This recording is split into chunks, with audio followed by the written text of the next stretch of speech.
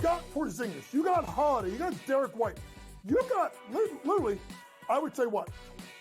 5 guys can get you 20 points in a game? I know people will say it's, only one guy. I don't believe that, Coach, that, one guy, those days are over, in my opinion. Like, a Bill Russell, a Wilt Chamberlain. Betting above the rim, only on SportsGrid. You're going a little deep bomb hunting here. We don't care that we have the one heavy favorite with Rory, a couple other guys like Fleetwood and Tagala, etc. You're going to go a little deeper down the board. This course, I think, is going to play a little bit more to the wedges. They have, what they did is they've renovated it to basically block off some of the bombing alleys for these guys. They've narrowed the fairways. Pharrell Coast to Coast, only on SportsGrid. Garrett Cole is getting ready to come back too. I guess look, they've played great without him, but you're not going to say to Garrett Cole, look, don't come back. I mean, it's a ridiculous conversation to have. They're not going to take any unnecessary chances. And look, they're at the point where they have a lead. They certainly are going to make the playoffs, I would say, barring some sort of complete collapse. And that's all it takes. Newswire, only on SportsGrid. 8 playoff games at home for Boston in Beantown. They are 6-2 straight up. The wild card, I would say, in this game is not necessarily, well, what are we going to get out of Luka Doncic, Kyrie Irving, Brown, and certainly Tatum. It is Kristaps Porzingis to me, because we're not getting back a player that's like, hey, rotational guy. Like, remember when Derek Lively went down with the injury? He was playing well, but a young player, like a piece. The early line, only on SportsGrid.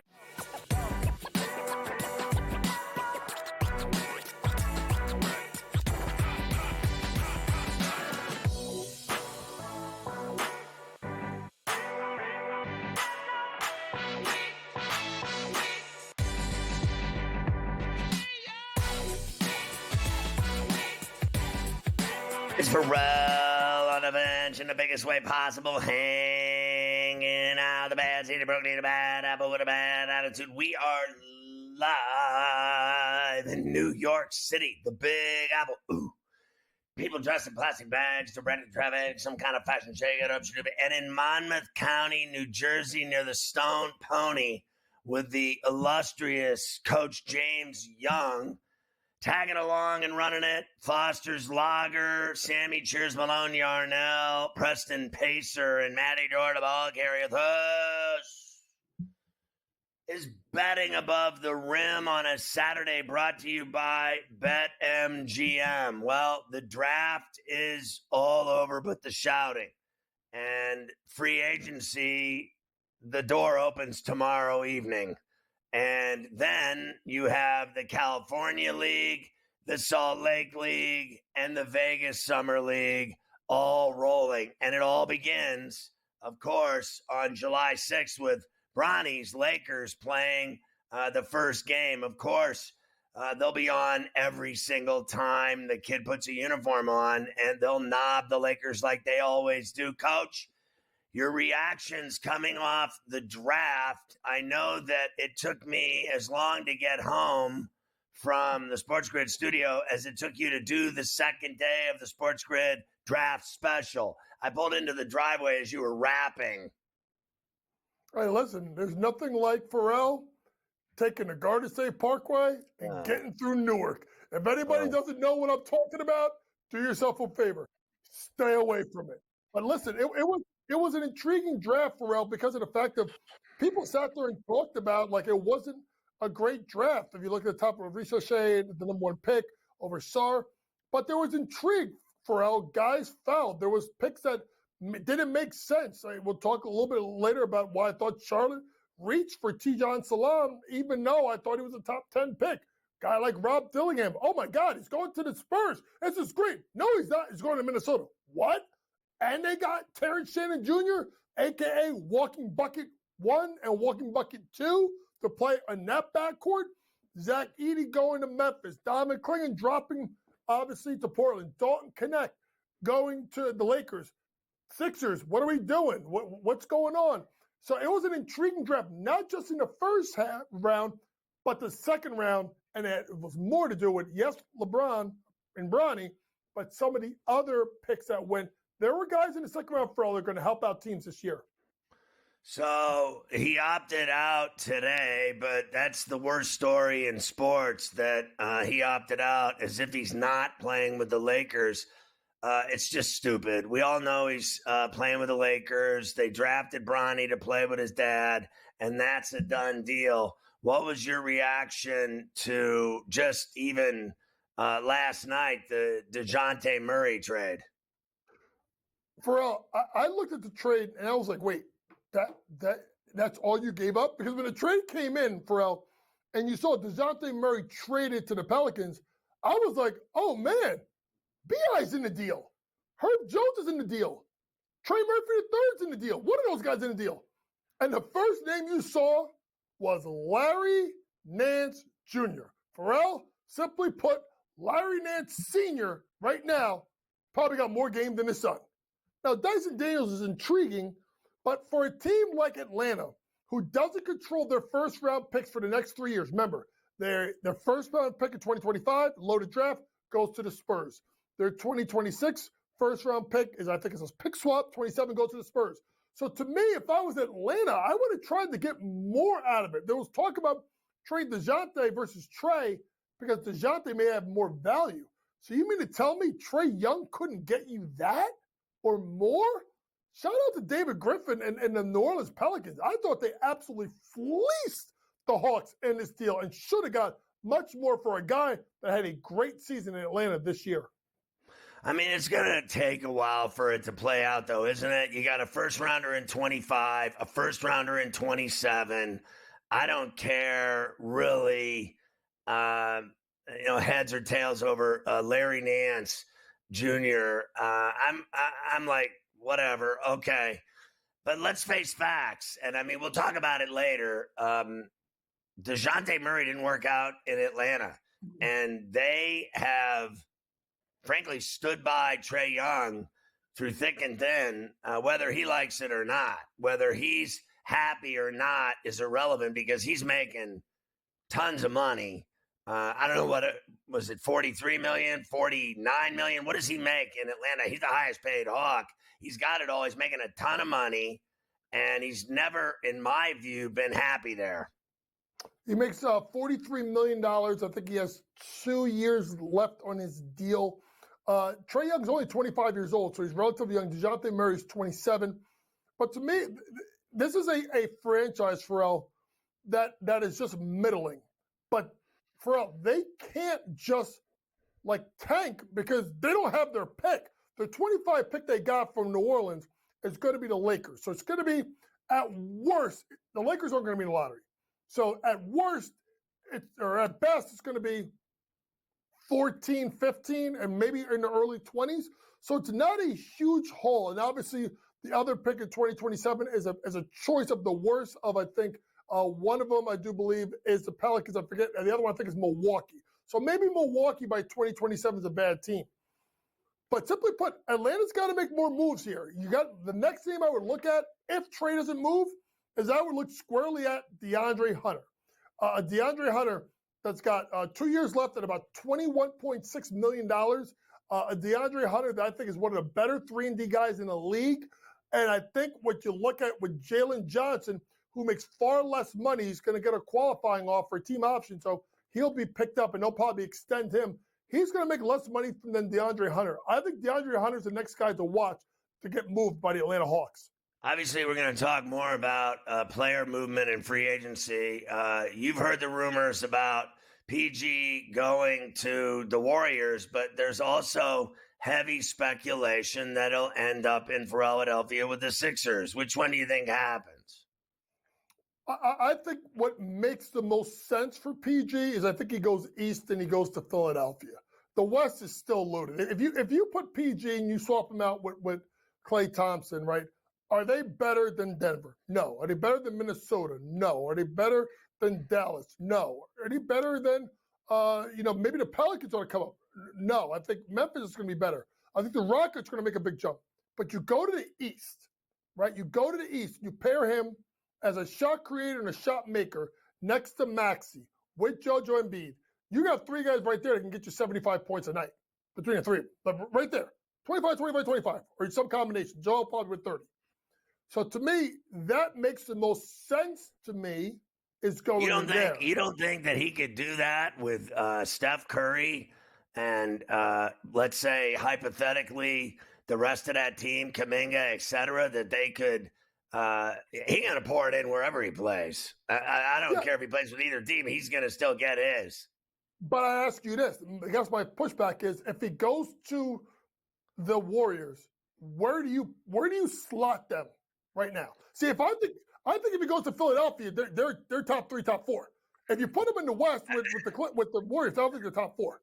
Well, you know how I feel about the Sixers. Okay, I've been hearing since I came out of my mother's womb that the Sixers are going to win it all, and it's been since 1983. I've been hearing that they're loaded. They are so loaded. Oh, they're top 2 East.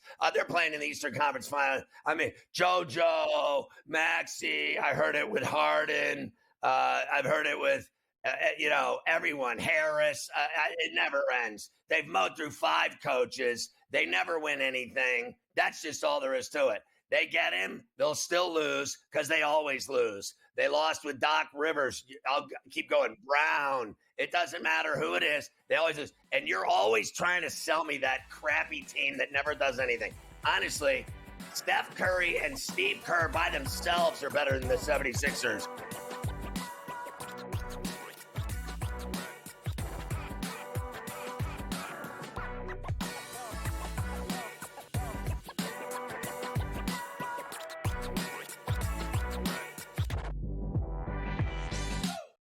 SportsGrid, your 24/7 sports wagering network. Fantasy sports today. Can he be a guy that's really useful in your fantasy rotation? I think the answer is yes. Game time decisions. I'm going to lose the bet because he's injured again. Betting above the rim. He's got a broke J. That's all there is to it. He's got no confidence in that jump shot. My thing you've always heard me say on the network is you're either winning or you're rebuilding. In-game live all access. Wondering when that was going to happen, and the answer is it just Sometimes did. the bigger guy will have the advantage. Well, if the little guy can move, Joe, it's hard to hit the little guy sometimes when you're a big boy, right? In-game live, prime time. 40-1, I'm going to take a little flyer on Justin Rose. In-game live, overtime. As you sit here and listen, watch right now, you may want to consider placing that bet. It's smarter to be on SportsGrid.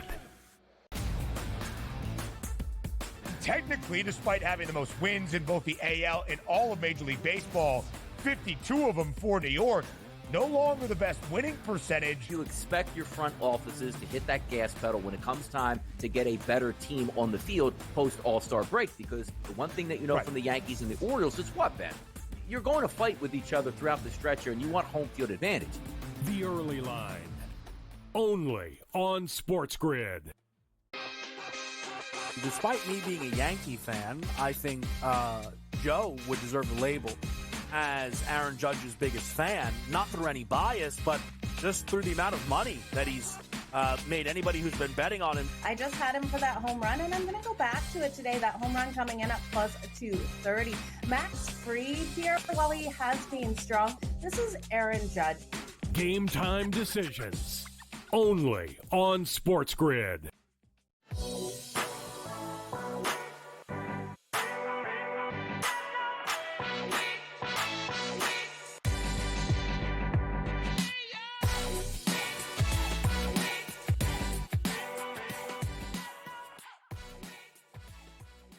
He is ugly. I will say that. Now, let's go back to this. So, betting above the rim brought to you by BetMGM with the great Coach Young, my boy. Well, first of all, I already said what I said. I will never believe all the rhetoric and bullshit about the Philadelphia 76ers. I think that Embiid's a guy playing on one leg. I think his knee problems will return. I think it's because he's 300 pounds. And he's already got just shredded cartilage, shredded knees, shredded meniscus. He's already had it. I mean, they've cleaned it out like they do dishes at a restaurant. I mean, this guy, he's had his knee cleaned so many times. He just bottom line, he can't even run. He doesn't run. He walks up the floor. I won't deny that he gets buckets, can shoot, gets to the line more than any player in the NBA, and makes his free throws. I won't deny that. I think he's at getting calls. He's top 3 in the league. The guy gets touched, he goes to the line. I got a problem with that because if you're a big power 300-pounder, a big 7-foot big 300-pounder, and like because you and I have had this conversation about Edey. Is he going to be able to? Is he going to get calls like he got in college when he gets hacked like a machete? Now it's this simple. If they're going to let this guy Embiid go to the line 30 times a game, 20 times a game automatic. He's 20 every game. 30 times I see him going. He gets every call. Then you got to give Edey the calls. If you're going to chop guys' arms off, you got to get the call. It's real simple in the NBA. You can't call it one way and then not call it the other. Okay? And my problem is he can't run. So you've never seen him run. So the bottom line to me is that's why they got that McCain, because they didn't need him, but they need Maxey and McCain to run. And then if they got a Paul George, fiscally, it makes the most sense. Fiscally, financially, it makes the most sense for him to go to Philly. Fiscally, in Golden State, it's a nightmare. They have to get rid of Klay Thompson, and they got to get rid of Chris Paul. And I said to you yesterday, unless I'm tripping, that I think Chris Paul is shot. So I know he can still hit an elbow jumper and make a pass back to the three-point line for someone to hit a shot, but I ain't paying him $30 million to do that. I'm sick and tired of it. Sometimes, coach, you have to make tough decisions running these teams, and it's about time Dunleavy shows some onions and gets rid of both of them. The whole love affair, I said this yesterday on C2C, it's like Letang and Malkin with the Penguins. They gave them old man contracts because they won 3 cups, and they're like, we're going to keep the old men around here. And they got worse. They got worse when they kept the old guys and gave them new contracts.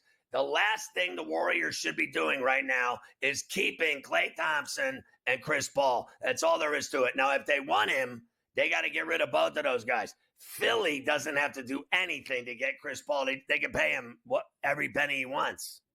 Yeah, they can pay Paul George whatever he wants, and there's no one that they have to, they have to give up. I think I'll give you one more, Pharrell. And it's interesting because I think Golden State is. I personally think Pharrell. I think the run's done. I think the run's over. I don't think they're going to be a championship team anymore.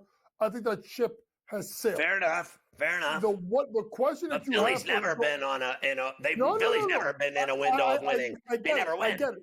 No, I get it, and I agree with you. I agree with you that both Klay and Chris Paul have to go. I'll go one step further. They got to get rid of Andrew Wiggins. I'm with you there. You said that yesterday. I'm with you. Yeah. I'm with you. All three of them. They get Wiggins. So I don't know what you do with Wiggins. There's rumors about maybe trying to get someone like Bobby Portis.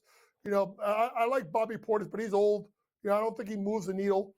But Klay is going to be interesting. He plays harder than Wiggins does. Oh, he's more in shape than Wiggins is. Pharrell, you and I may be able to beat Wiggins in a race down the floor. I like Bobby. He's a banger. Let's face facts. That guy earns his money. Fans love him because he plays all out. Now, you put a guy like that instead of that lazy bum Wiggins who got all that money and then got fat and didn't care, didn't hustle, didn't play, didn't do jack. That's all you need to know about him. Right there's the movie. You saw the movie. The movie sucks. See you later. Portis, as you know, as a coach, busts his ass. I'll take any player every day. That dog like Josh Hart or Bobby Portis. They play their ass off. I need a guy like that. Now, you got a guy like that, Paul George, Dre Green, Curry, Kuminga, and that rookie they had, Podzemski, whatever his name is. Mm-hmm. They got, he doesn't matter to me, so I don't know everyone's name. I got early for Alzheimer's. I'm just telling you, you know who I'm talking about. And I think they actually have a core. I'll give you not championship level, fair enough, but Philly's never championship level. So there's that, they've had it. Maybe there has been. Maybe that window's closed. You're right. But they still know how to do it better than Philly. No matter what, they can put a team together that has a better chance than Philly. All I get is Philly every year. ESPN, everybody else, they never shut up about Philly. And you know what Philly is? Philly's a fat girlfriend. That's what Philly is. You never get it done with them ever, and you're bored to death with her. Go ahead.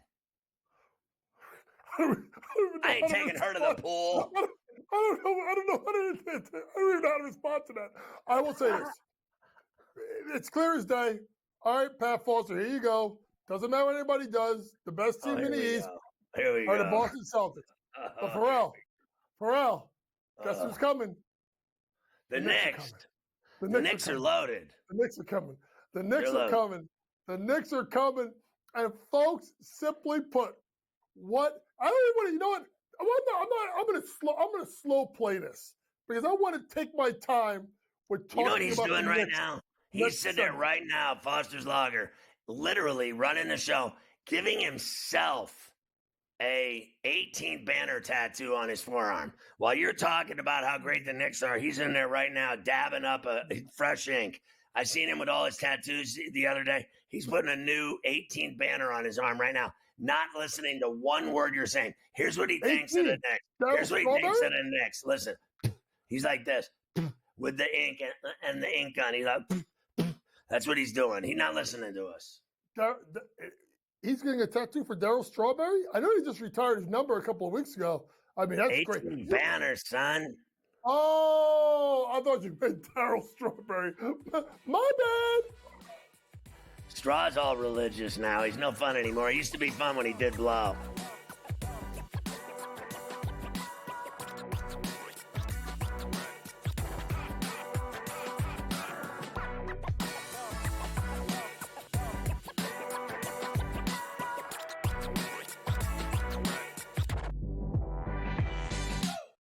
SportsGrid, your 24/7 sports wagering network. Fantasy sports today. Can he be a guy that's really useful in your fantasy rotation? I think the answer is yes. Game time decisions. I'm going to lose the bet because he's injured again. Betting above the rim. He's got a broke J. That's all there is to it. He's got no confidence in that jump shot. My thing you've always heard me say on the network is you're either winning or you're rebuilding. In-game live all access. Wondering when that was going to happen, and the answer is it just Sometimes did. the bigger guy will have the advantage. Well, if the little guy can move, Joe, it's hard to hit the little guy sometimes when you're a big boy, right? In-game live, prime time. 40-1, I'm going to take a little flyer on Justin Rose. In-game live, overtime. As you sit here and listen, watch right now, you may want to consider placing that bet. It's smarter to be on SportsGrid.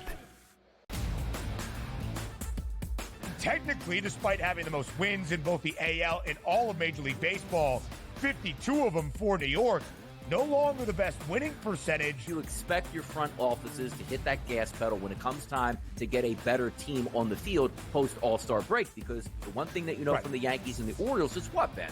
You're going to fight with each other throughout the stretch here, and you want home field advantage.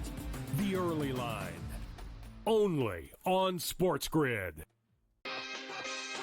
Despite me being a Yankee fan, I think Joe would deserve the label as Aaron Judge's biggest fan, not through any bias, but just through the amount of money that he's made anybody who's been betting on him. I just had him for that home run, and I'm going to go back to it today. That home run coming in at plus 230. Max Fried here, while he has been strong, this is Aaron Judge. Game time decisions, only on SportsGrid.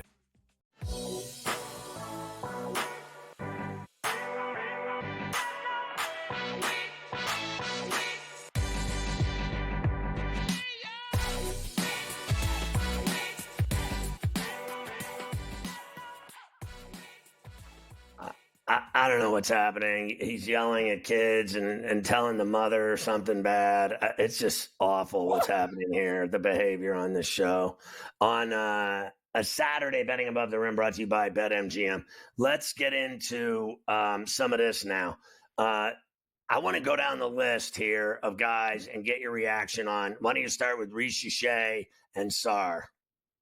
Well, Zachary Reece-Shea, listen, folks, simply put, now with the trade of DeJounte Murray opens up the possibility of moving trade to 1, Reece-Shea at the 2. Long, athletic, can shoot the ball, can create off the bounce. Listen, offensively, he's going to be there. He will struggle when it comes to getting and finishing at the basket because of his weight, not as strong defensively. Sarr, on the flip side, ready to right now to defend at the NBA level at the rim. Shot blocking, rebounding threat.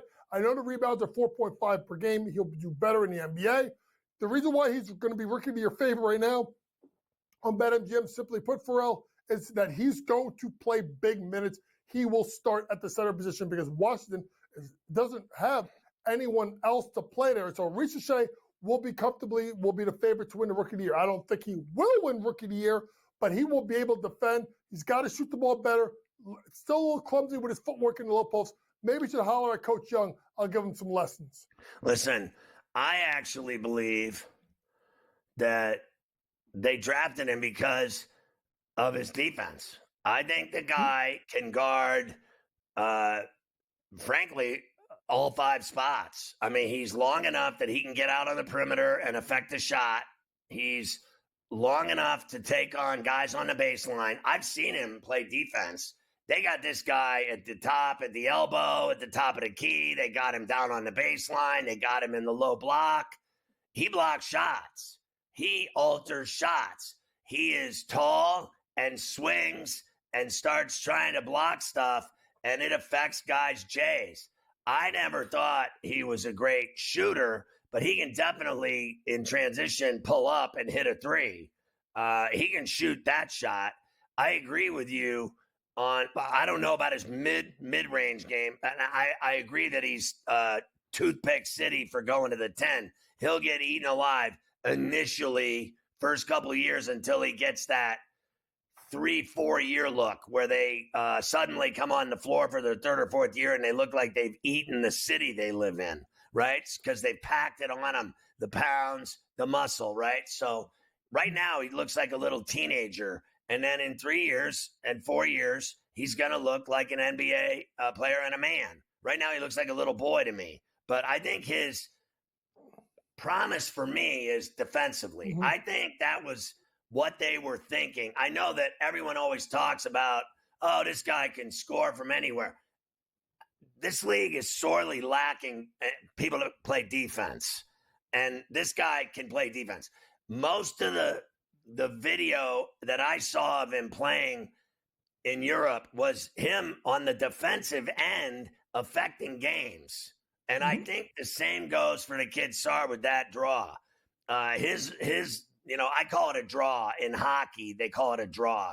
His, body to arm extension length from, this guy's wings, airplane wings, whatever. His draw, Sarr, is enormous with his size and draw. Like he can literally, he can reach up above the square on the backboard. I think that's why Washington's excited about him. You want to start talking about offense for me, I think it, Castle, Connect, Edey, Shepard, those of the top rookie of the year odds on the board, for me, it would go, I think Edey will win the rookie of the year. I think Cody Williams is going to be a banger and a scorer.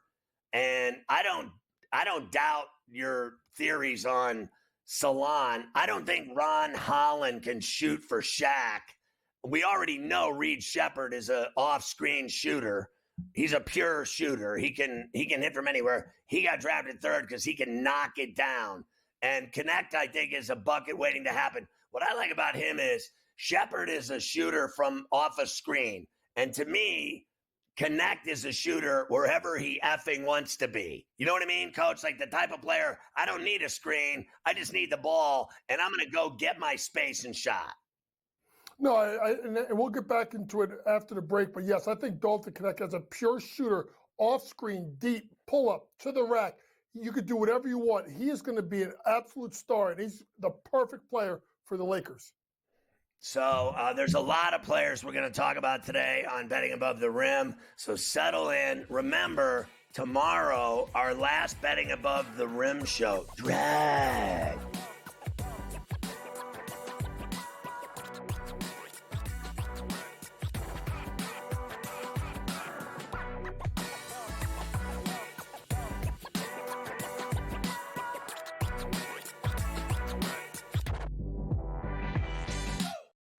SportsGrid, your 24/7 sports wagering network. Fantasy sports today. Can he be a guy that's really useful in your fantasy rotation? I think the answer is yes. Game And guess time what? decisions. I'm going to lose the bet because he's injured again. Betting above the rim. He's got a broke J. That's all there is to it. He's got no confidence in that jump shot. My thing you've always heard me say on the network is you're either winning or you're rebuilding. In-game live all access. Wondering when that was going to happen, and the answer is it just Sometimes you think did. the bigger guy will have the advantage. Well, if the little guy can move, Joe, it's hard to hit the little guy sometimes when you're a big boy, right? In-game live, prime time. 40-1, I'm going to take a little flyer on Justin Rose. In-game live, overtime. As you sit here and listen, watch right now, you may want to consider placing that bet. It's smarter to be on SportsGrid. Technically, despite having the most wins in both the AL and all of Major League Baseball, 52 of them for New York, no longer the best winning percentage. You expect your front offices to hit that gas pedal when it comes time to get a better team on the field post All-Star break, because the one thing that you know from the Yankees and the Orioles is what, Ben? You're going to fight with each other throughout the stretch here, and you want home field advantage. The early line, only on SportsGrid. Despite me being a Yankee fan, I think Joe would deserve the label as Aaron Judge's biggest fan, not through any bias, but just through the amount of money that he's made anybody who's been betting on him. I just had him for that home run, and I'm going to go back to it today. That home run coming in at plus 230. Max Fried here, while he has been strong, this is Aaron Judge. Game time decisions, only on SportsGrid.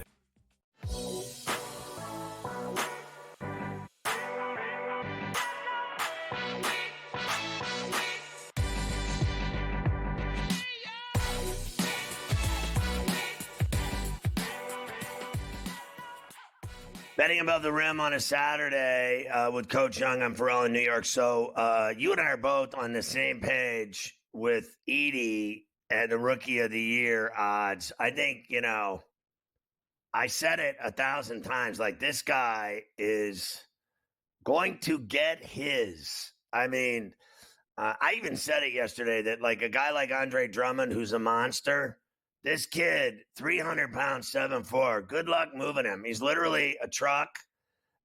He's a big red, big Sir tree. He's 7'4" and 300 pounds. And I think he's mobile.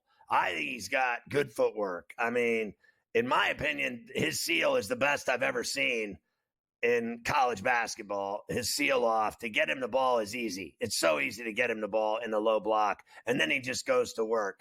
I don't care who he's going up against. I've been hearing all this rhetoric about bigs in the NBA, big centers in the NBA. And I'm sorry, like, these guys like Rudy Gobert, he's a P. I mean, Zach Edey going to go through him like literally like a train. He going to truck him. He going to go right through that skinny ass. And that fat, slow Towns, he ain't stopping him either. And, you better be tough. Like that blubber Mitchell Robinson, this kid will use him too. He's too slow, that fat ass. But the only guy that's tough enough and physical and man enough to deal with him is white boy Rick. I'm right. Don't get me started. That fat, slow Valanciunas, that fat, slow Nurkic, that, unpleasable, malcontent Ayton, who doesn't even want to play in the NBA. He wants to play with something else entirely. Believe me, you. I mean, I could go down the list. I'll give you this. He'll struggle with a guy with quickness and hops like Bam Adebayo. And can you imagine what he'll do to that toothpick, Porzingis? He'll put that kid in. He'll literally retire next year after he goes through him. He'll step on his face. That skinny toothpick. Chet Holmgren, toothpick. He'll snap him in half. 7'4", 300. And he'll probably get up to around 330 when it's all said and done playing in the NBA. Because now he's like this grown monster boy toy from Toronto, but he's going to turn into a hairy man, and they're going to stuff steaks down his throat, and he's going to start throwing down tomahawk dunks in people's faces and blocking shots, lob dunks, and hooks, anything he wants. Jimmy kisses off the glass, and he just goes right through people. And he gets calls, too, because everybody machetes him like a wood chipper. I'm not wrong about any of it. Mic drop. Give me a beer. Zach Edey, folks, is going to put up numbers in the league. Simply put, Pharrell made a great point. I think it was last segment. You're not going to be able to beat him up and karate chop him across the arms and do all that stuff. He played major minutes last season. Don't sell me that Zach Edey can't play and defend in the pick and roll. You see Jonas Valanciunas? You see Ivica Zubac? You see Rudy Gobert play drop coverage? Well, so can Zach Edey. He can play drop coverage, drop to the foul line, contest, still go board. What's so critical for him, and more critical for Memphis, is the ability that it allows Jaren Jackson Jr. to play the 4. Jaren Jackson Jr. at his best in his career is when Steven Adams, right, Pharrell, was protecting him as the 5. And he does that, Zach Edey. But what's more important is he's better than Steven Adams, he's taller than Steven Adams, and he's got, simply put, throw it to him, jump hook. You want fancy? One dribble, little shoulder into the chest to get a little bit of space, jump hook. And he does it every time. And he's going to get the ball deep enough in the block. Now, obviously, the NBA lane is wider than the college lane.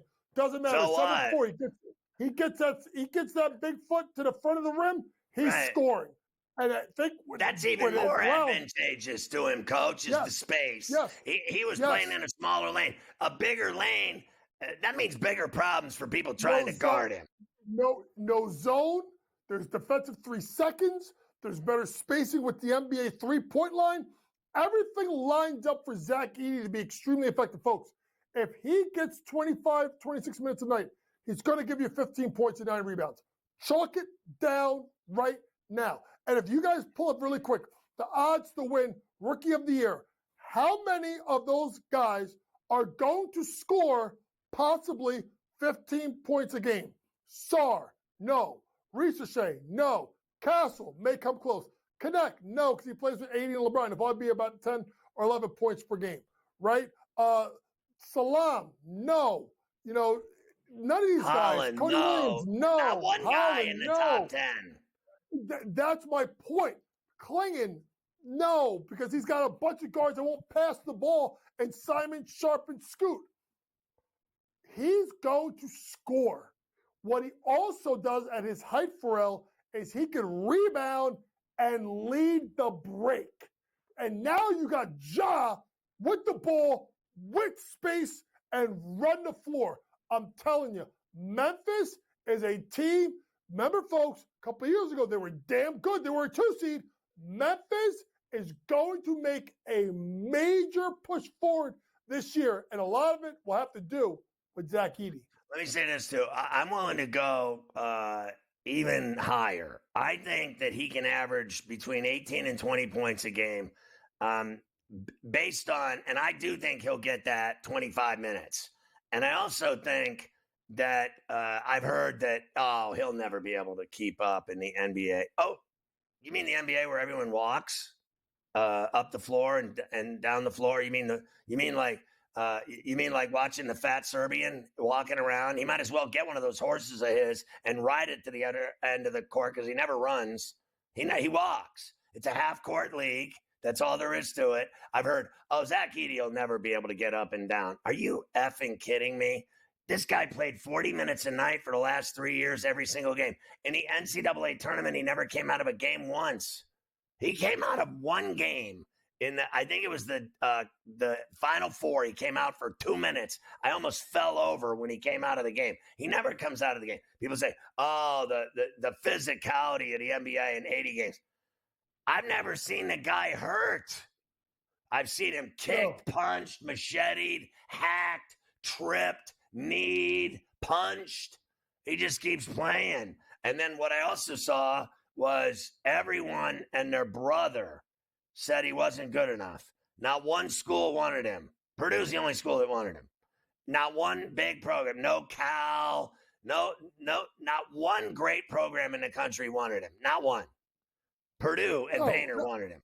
And I mean, no one wanted it. He even said it. He goes, all these coaches suck. Not one of them would even give me a look. Listen, honestly, coach, if I got a guy 7'4", 300 pounds, and I saw him shoot that mini hook and what he can do with his footwork in the low block and the way he seals, and I saw that in like a practice or like an AAU game or a high school game, and I saw that, or playing it summer in the AAU. If I saw that and you told me I don't like that, I don't like him, I don't like that kid, and that's what they all said about him. Nobody wanted him. Are you kidding me? If you saw that kid play in the summer, you would literally, I know you would be drooling. You would literally be drooling like you were at the sushi bar getting free sushi and having sake shots. You'd have it all over your face. Bottom line is, if you saw a guy that big, that talented, I would have offered him a scholarship when he was in 3rd grade. Yeah, he was, and he talked about how he was disrespected through the recruiting process. But the one thing, Pharrell, out of all the things I love about Zach, he's gonna suck. Pharrell, the best part about Zach Edey's game I love as a big man. 3 out of 4 years, he shot over 70% to the line. I know, so he when can you hit his free foul throws. him, he's gonna make you pay. His numbers got better every year, 25.2, 12.2 last year, 63% from the floor, 71% in the line. Folks, he's 7'4". It translates.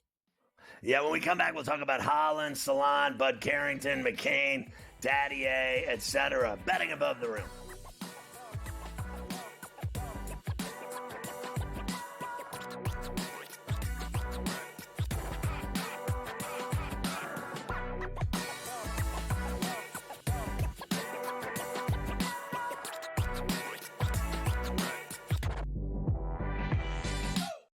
SportsGrid, your 24/7 sports wagering network. Fantasy sports today. Can he be a guy that's really useful in your fantasy rotation? I think the answer is yes. Game And guess time what? decisions. I'm going to lose the bet because he's injured again.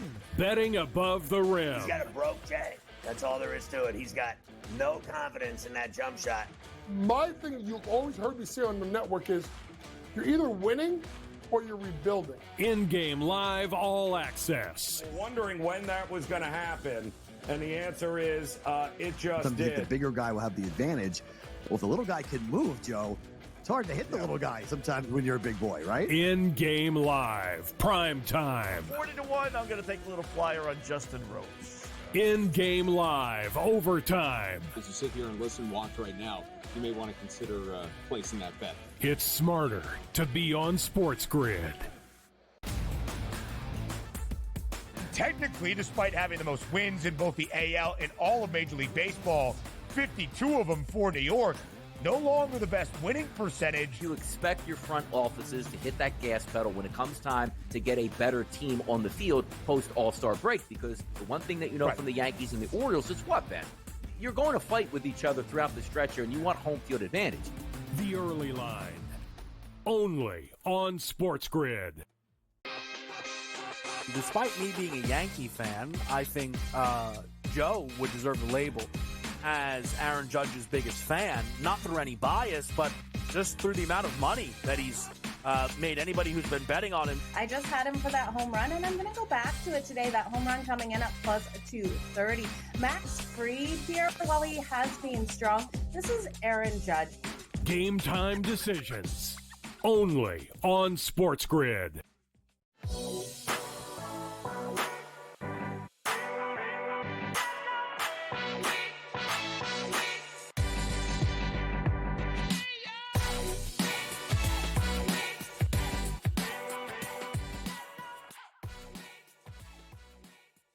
Quality lunch.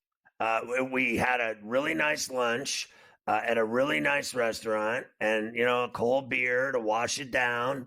And it's not that you had a po' boy, you had it all going. It's just a constant shoving of food in your face.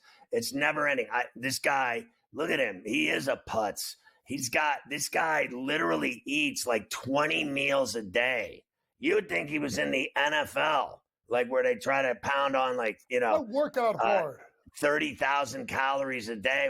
That's what they're going to need to do to Wembanyama and Elvis your boy Abe Lincoln, Holmgren. They need to stuff them up with some water. They need to put some hoses into him or something. Water balloons. Anyway, all right. Listen. I thought. I got to be honest with you. I thought the Holland pick. I'll believe it when I see it. I already know he can't shoot. So, I already know his problems. I'll believe it when I see it with that pick. I think that organization, frankly, for me, is like just a mess. And they're so stupid. How do you give a guy as much money as they gave Monty, and then 1 year into it, you fire him and you owe him $65 million? I mean, they're embarrassing. And I think their draft also was embarrassing. Yeah, I mean, listen, poor Detroit, tied for the worst record in the league, and they get the number 5 pick. And then at number 5, they take a guy that they could have got, frankly, Pharrell.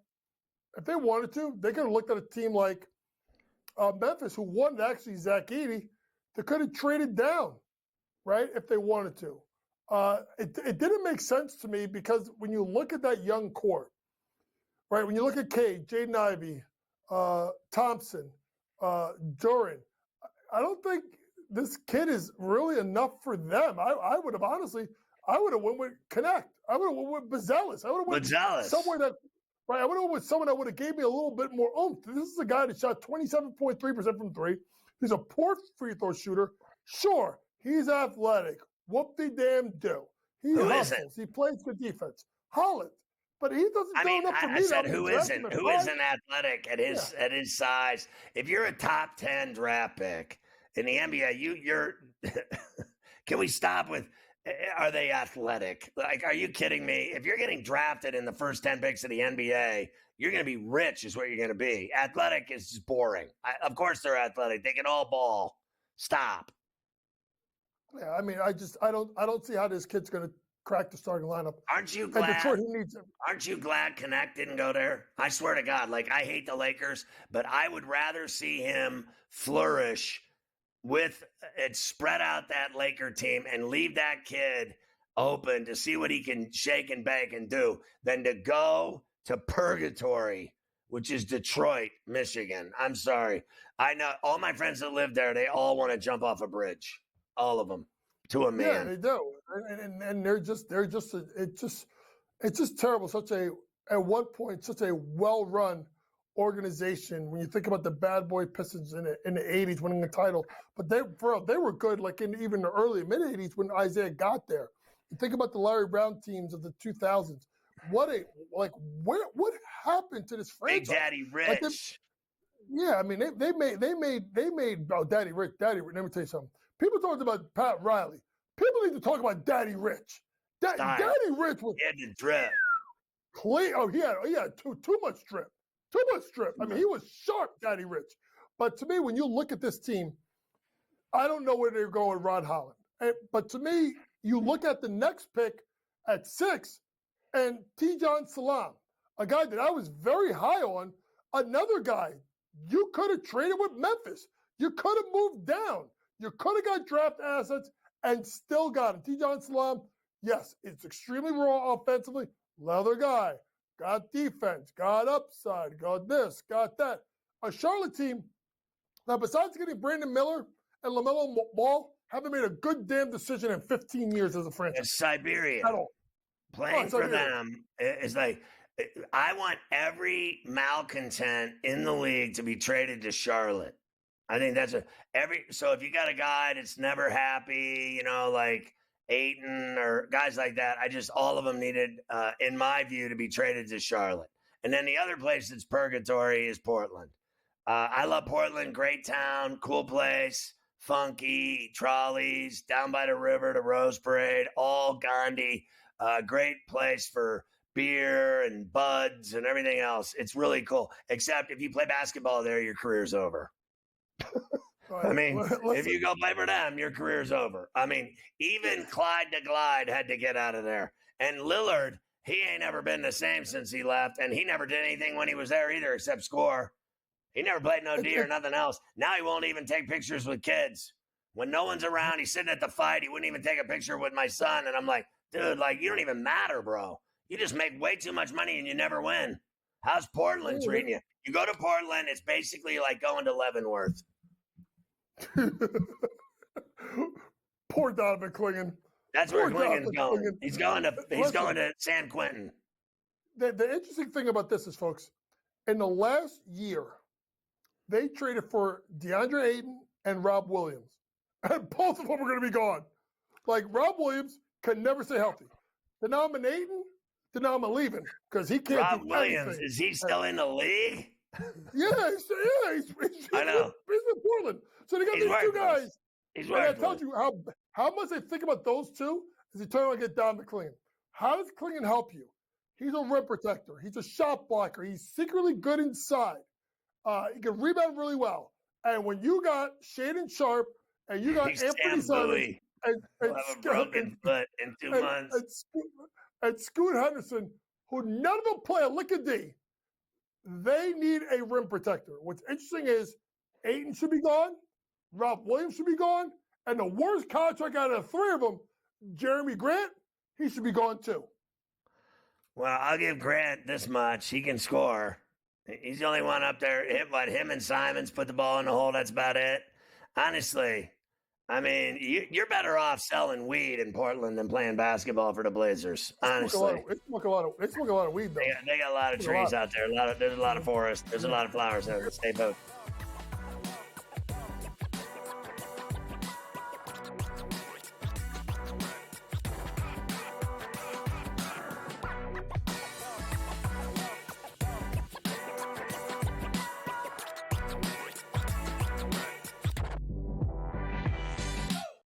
SportsGrid, your 24/7 sports wagering network.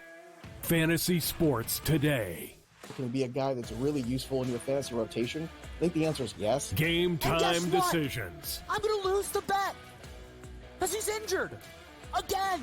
Betting above the rim. He's got a broke J. That's all there is to it. He's got no confidence in that jump shot.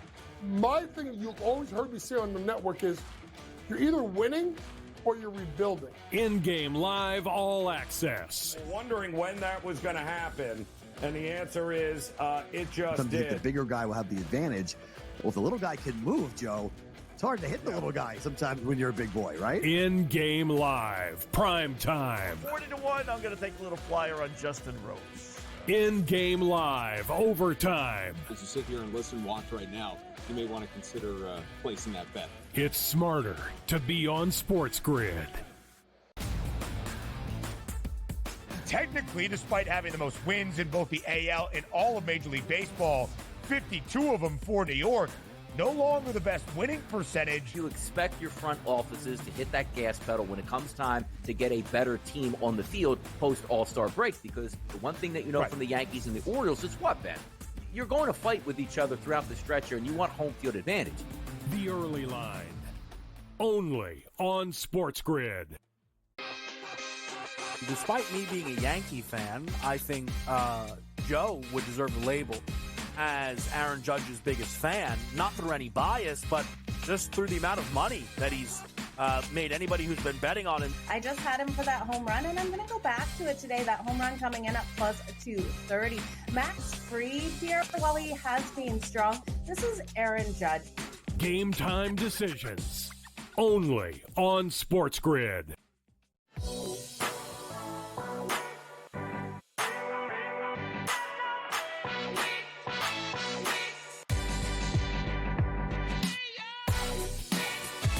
I know Jimmy Palumbo.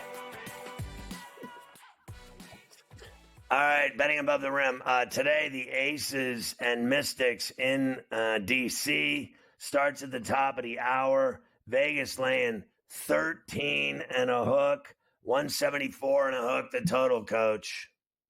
I'm going to go ahead and I'm going to take the Vegas Aces. Simply put, they're playing better basketball now that the point guard, Chelsea Gray, is back. I'll also go over 18 and a half points for Jackie Young. And Jackie Young has gone over 2 of the last 3 games since the point guard has been back. The one time she went under was an 11-point win versus the Connecticut Sun. Jackie Young, now that the Chelsea Gray is back, can slide to our natural 2-guard spot. So that is the Aces minus a point. Jackie Young over 18.5 points today. Dallas and Seattle later in Seattle. Seattle laying 10.5, 167.5, 9 o'clock tonight on NBA TV. I'm going to go with Seattle minus the points. The Seattle Storm team is playing much better. I think they're comfortably one of the 4 best teams in the WNBA. So I do like them to go ahead and get the cover versus the Dallas Wings team that's arguably one of the worst teams in the league. In regards to player props, try and look at rebounds for Magdeburg. She is a rebounding machine, over 8.5 rebounds.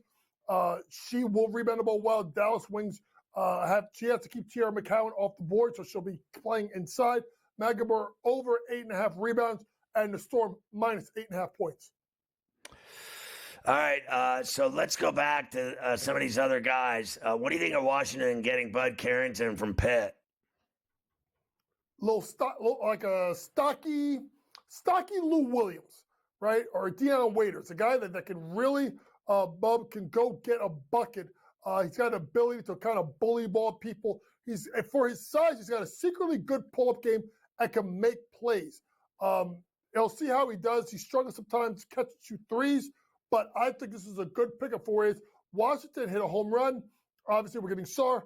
Carrington may take a little bit of time, but I like his body, I like his creativity, and I like his ability to pull up. Good pick.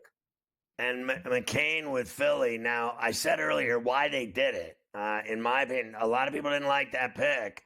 And I think it's for numbers. I think it's for when they get out, when they get the rip and run going, that they can get Maxey going with someone and get numbers and get buckets in quick succession. In other words, I think McCain can run with Maxey and fill it up. I think they want to get going.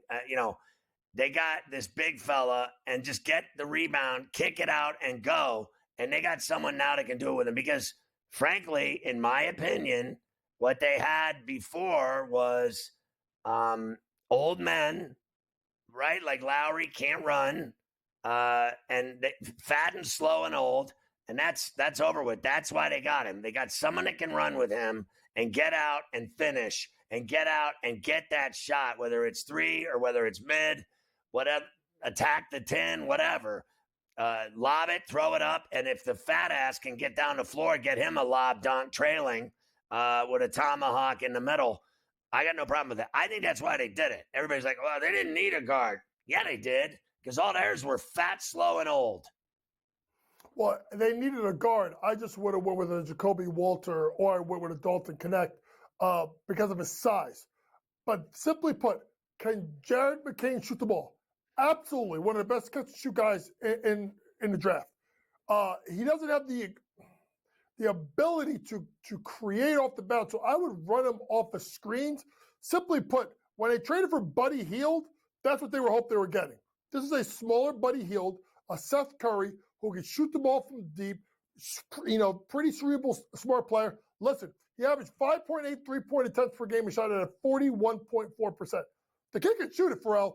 And the way you look at it is it now creates the ability where you drive and kick it to him, or you get the ball to JoJo. Here's a guy who can knock down threes. I just didn't like his size. I would have went with Connect here because I don't think they thought Connect was going to be on the board. I would have took him.